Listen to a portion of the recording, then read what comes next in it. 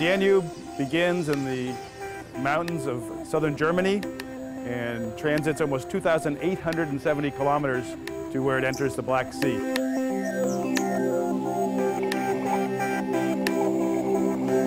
One of the biggest problems faced by the Danube is the excessive input of nutrients, nitrogen and phosphorus, into the system really over about the last 50 years.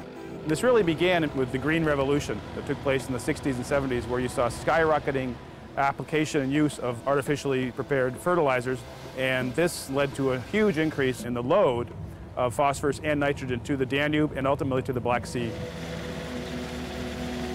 The problem with too many nutrients is you get something called eutrophication, which is effectively excessive growth of plankton plant materials, which when they die consume oxygen in the water. The result, a massive low-oxygen dead zone in the northwest shelf of the Black Sea and significant loss of local species and livelihoods from tourism, fisheries, and other sectors.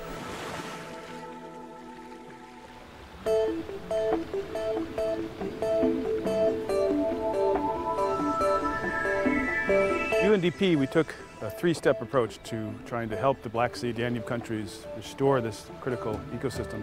First was the identification of the main pollution sources. Second was development of an investment portfolio to help make the necessary investments to clean up these pollution hotspots.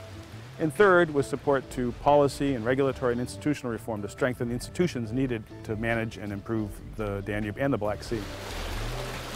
A critical element of UNDP GF support was strengthening cooperation between the 17 countries that share the Danube-Black Sea basin by building the capacity and promoting the sustainability of the emerging Danube and Black Sea commissions and their secretariats. The Danube River Basin is the most international river basin in the world. There's no other river basin with so many countries. Without the UNDP GF support, it is clear that the countries of the region would not have been able to come together and organize themselves in the framework of the convention, the Danube River Protection Convention, and in particular to have the kind of commitment that exists to this institution, which is worldwide recognized as one of the best examples of transboundary water cooperation. We're standing in front of the wastewater facility of the city of Sarajevo. This was heavily damaged during the Balkan conflict in the early 1990s. And although it did treat the water previously, because of the conflict, that treatment capacity was pretty much lost. And in that ensuing period, all the water that is coming from the city of Sarajevo, all the wastewater, is returning to these rivers virtually untreated. And so one of the many investments that the pollution reduction program identified was the investment needs to refurbish this plant so it can begin treating the water again. Along with untreated wastewater, another important source of phosphorus pollution was the widespread use of phosphate-containing detergents. So the Danube Regional Project supported, with a very small grant, about $10,000, a campaign to increase awareness of the negative effects of phosphate-containing detergents.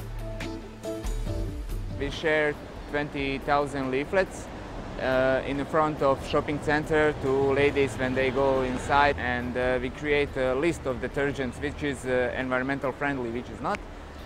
We're just trying to, with small change in people's behaviors when they go to shopping and choosing detergents. We consider that our campaign it was very successful because we see that people much more buying detergents without phosphorus. Phosphor in our rivers is something that regular people don't see. They see just a dirty river and a polluted river, but they don't know that they can change that in everyday things like shopping.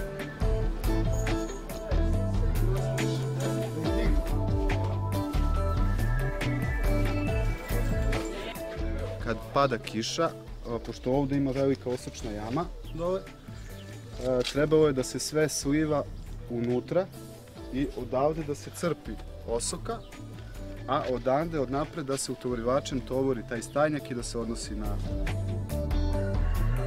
This manure pit was funded under the UNDP GF Danube program. It's a pilot project, and one of the purposes of it was to isolate the manure from getting all the nitrogen it contains, ammonia, urea, into the local tributaries and ultimately into the Danube River. This is so critical to the Danube because something on the order of half the nitrogen that reaches the Danube is from farming practices, both excess use of fertilizers, but also inappropriate management of manure.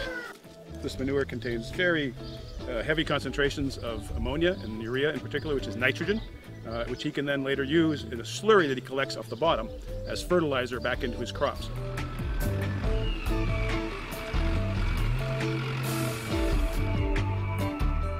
So here we can see the results where the farmer has applied the manure slurry collected back at the farm to this amazing crop of sugar beets, very productive, very bountiful crop. And so basically by using the manure slurry, this farmer has been able to reduce his use of conventional fertilizers by as much as 70%. So again, he gets cost savings, cost recovery, and he still gets a very healthy crop, and it helps revitalize the soils. It keeps the soils organically healthy, rejuvenated, so that he can do crop after crop year after year.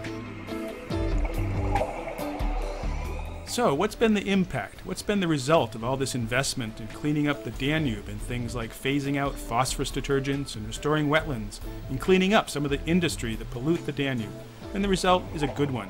The Black Sea's dead zone has virtually disappeared. Key habitats have reclaimed the seabed.